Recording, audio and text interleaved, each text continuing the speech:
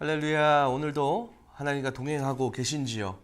날마다 하나님의 말씀을 통해 은혜 받고 또 하나님의 임재 가운데 살아가시는 저와 여러분 되길 간절히 축복합니다. 이 시간 먼저 하나님께 찬양 올려드리겠습니다.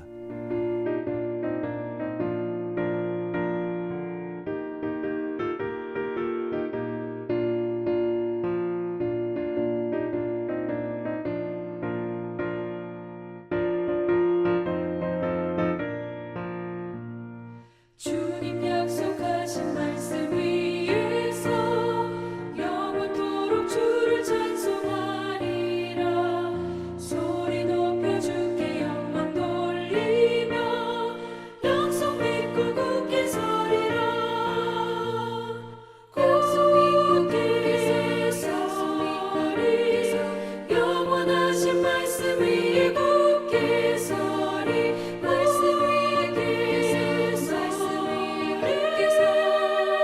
그 말씀 위에 굳게 서리라.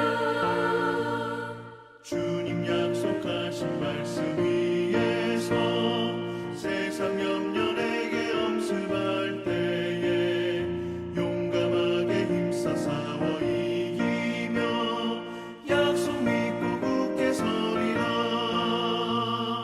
굳게 서리 영원하신 말씀 위에 굳게 서리. 말씀 위에 서리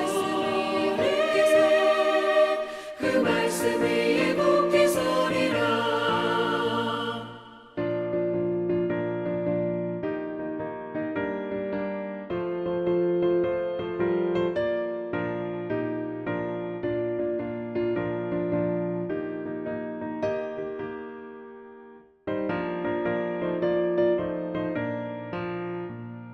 주님 약속하신 말씀 위에서 영원하신 주의 사랑을 믿고 성령으로 힘써 싸워 이기며 약속 믿고 굳게 서리라.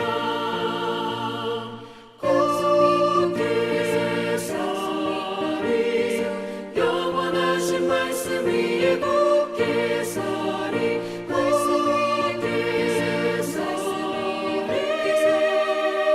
그 말씀 위에 굳게 서리라. 주님 약속하신 말씀 위에서 성령 인도하는 대로 행하며 주님 품에 항상 안식 얻으며 약속 믿고 굳게 서리라. 약속 믿고 굳게 서리 영원하신 말씀 위에 굳게 서리. 말씀 위에 굳게 서 그 말씀 위에 굳게 서리라.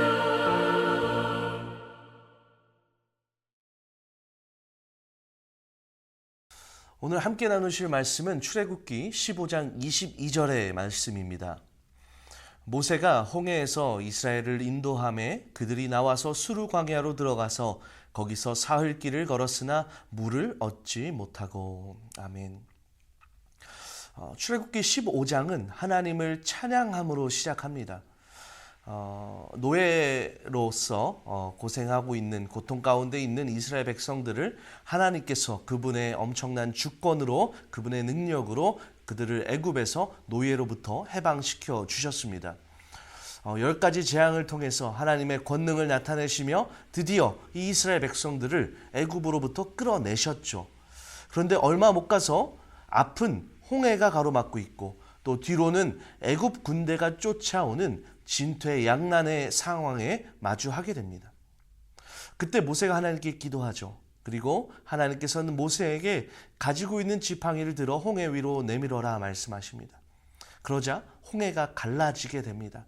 그리고 이스라엘 백성들은 그 갈라진 홍해를 마른 땅처럼 건너가게 되는 기적을 경험하게 되죠. 그리고 뒤따르던 애굽 군대는 그 홍해에 모두 수장되었습니다. 놀라운 하나님의 구원의 사건을 경험한 것이죠. 이 사건이 있은 후에 출애굽기 15장에서 모세와 미리암은 하나님을 찬양합니다. 하나님께서 하신 그 모든 일들에 감사하며 감격하며 하나님을 찬양합니다. 그런데 이 15장, 출애굽기 15장 후반부에 와서는 그 분위기가 180도 바뀌어 버립니다. 정말 고통의 시간이었고 힘들고 어려웠던 그 애굽의 노예에서의 생활을 청산한 이 이스라엘 백성들이 마주했던 상황은 그들의 예상과는 전혀 다른 것이었습니다. 오늘 본문을 다시 한번 보실까요? 모세가 홍해에서 이스라엘을 인도하매 그들이 나와서 수르 광야로 들어가서 거기서 사흘 길을 걸었으나 물을 얻지 못하고, 그들의 그 노예에서의 생활, 그 애굽에서 탈출해서 이들이 도착한 곳이 어디라고요? 수르 광야였다라는 것입니다. 그리고 사흘 길을 걸었으나 물을 얻지 못한 그 상황에 마주하게 됩니다. 이러한 이스라엘 백성들을 보면서 이러한 질문이 듭니다. 하나님께서는 그들을 애굽에서 구원하셨는데 왜 이들을 또 광야로 인도하셨을까라는 것입니다. 이들을 벌 주기 위함이었을까요? 아니면 애굽에서 구원했으니 이제 나는 내 할 일 다 했다 라며 이들을 신경 쓰지 않으셨던 것일까요? 아니면 이 길밖에 없었던 것일까요? 그런데 여기에는 참으로 놀라운 하나님의 계획이 있었다는 사실입니다. 여러분, 광야가 히브리어로 무엇인지 아십니까? 광야를 히브리어로 미드바르라고 합니다.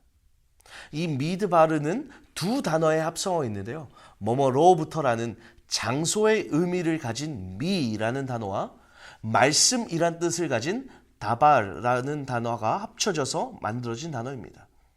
즉 미드바르는 말씀이 있는 곳이란 뜻입니다. 여러분, 광야를 한번 생각해 보세요. 광야는 아무것도 없는 곳입니다. 그곳에는 먹을 것 마실 것이 없습니다. 나를 지켜줄 집도 없습니다. 더욱이 길도 없습니다. 어디로 가야 할지 모르는 곳, 한 치 앞도 모르는 곳이 광야입니다. 그 아무것도 없는 그 광야에서 아무것도 의지할 것이 없는, 아무것도 기대할 것이 없는 그 광야에서 무엇이 있다라는 것입니까? 오직 하나님의 말씀만이 있다라는 것입니다. 즉 다시 말해서 광야에선 무엇을 의지해야만 살아갈 수 있다라는 것이죠? 하나님의 말씀.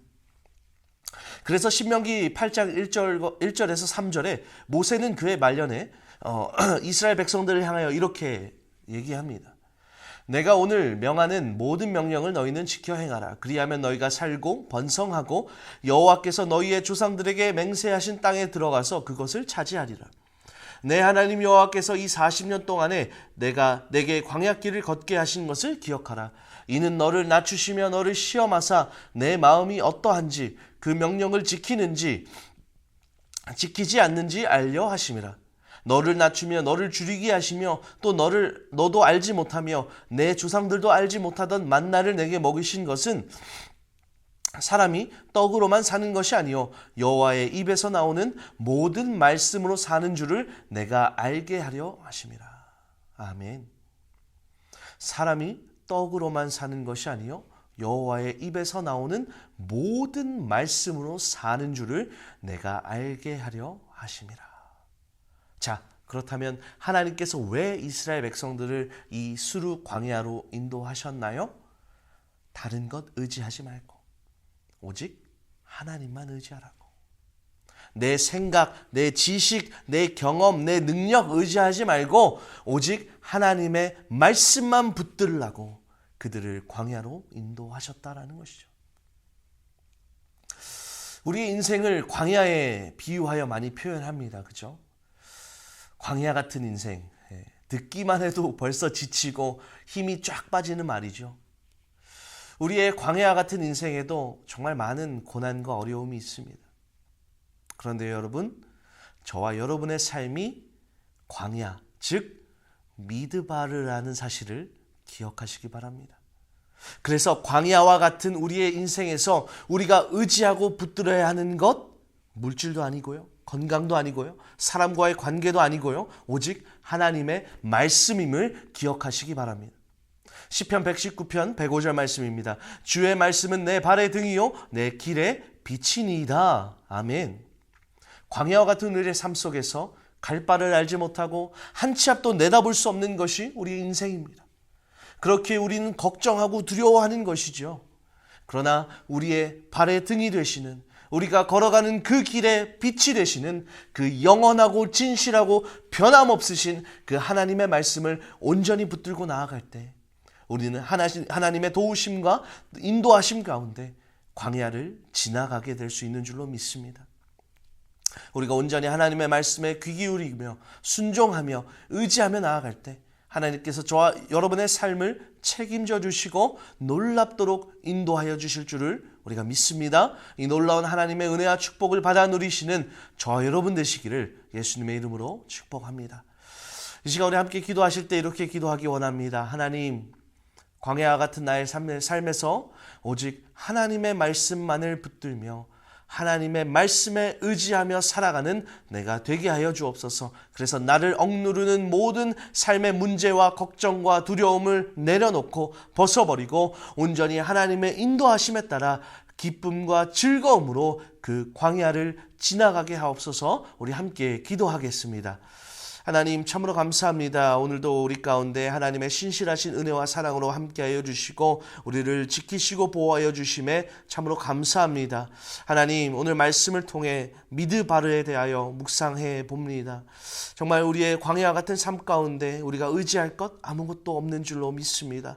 우리의 물질도 의지할 것이 아니고 우리의 관계도 의지할 것이 아니고 내가 가진 능력, 나의 경험 다 의지할 것이 못 되는 줄로 우리가 믿습니다. 이 광야와 같은 삶 가운데 오직 하나님의 말씀만을 붙들며 어떠한 고난과 어떠한 어려움과 어떠한 상황과 환경에 우리가 처할지라도 그 영원하신 능력의 하나님의 말씀만을 붙들며 그 미드바르 광야를 우리가 온전히 지나갈 수 있도록 하나님 우리를 지키시고 보호하시며 인도하여 주시옵소서. 함께 하실 줄 믿사오며 예수 그리스도의 이름으로 기도하옵나이다. 아멘.